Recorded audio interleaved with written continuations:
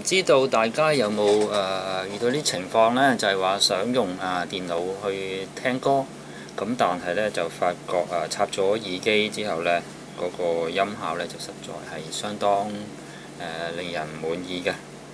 咁今次呢，我就為大家介紹一張 USB 嘅聲卡呢，咁就可以幫大家解決咗以上嘅問題啦。呢個就係一張 USB 嘅聲卡啦，拓品 D1MarkII。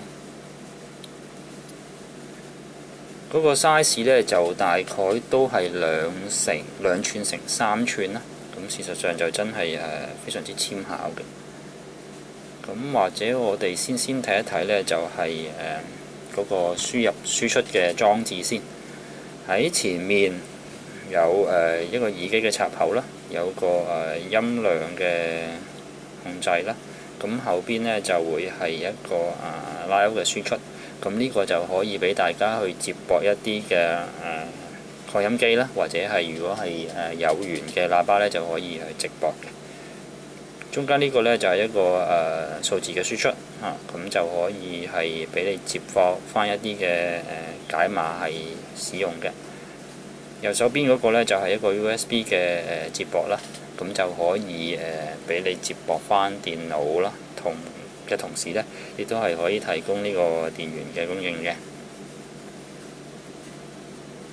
咁至於呢張聲卡嗰個結構呢，咁最基本呢，就係有一個CS4398嘅解碼晶片啦。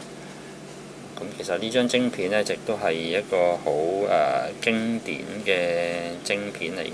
咁喺好多一啲貴價嘅解碼呢，亦都係用上呢個晶片嘅。咁而呢一張 USB 嘅聲卡呢，就可以支援到呢，就係16歐至到去300歐嘅耳機嘅。咁相信呢，就係市面上大部分嘅耳機呢，都係可以支援到嘅。